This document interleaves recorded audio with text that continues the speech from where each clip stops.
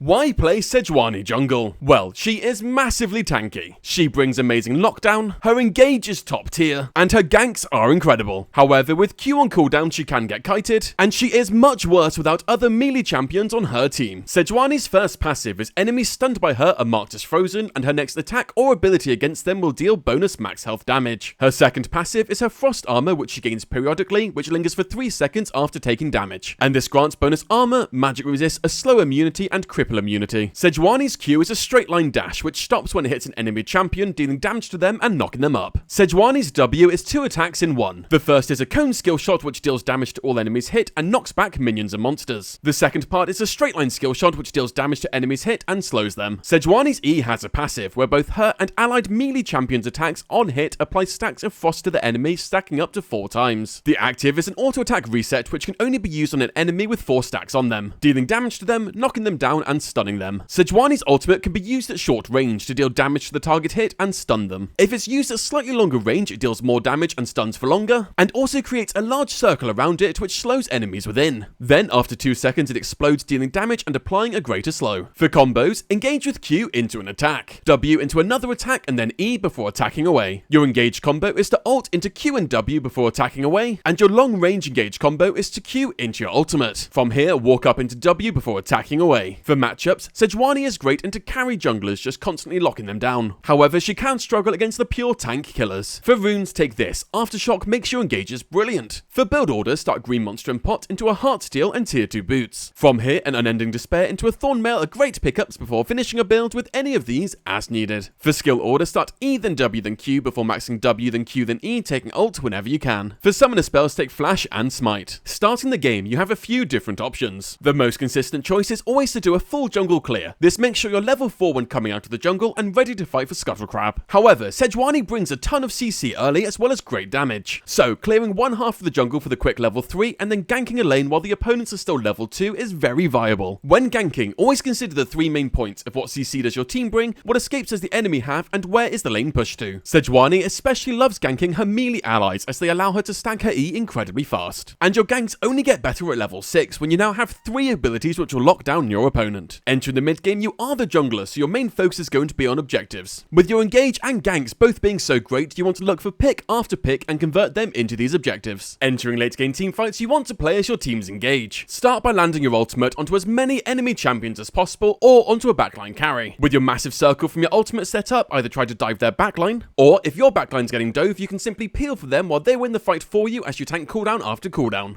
And that's how to play Sejuani Jungle. If this video helped you, leave a like and comment below who you want to see next.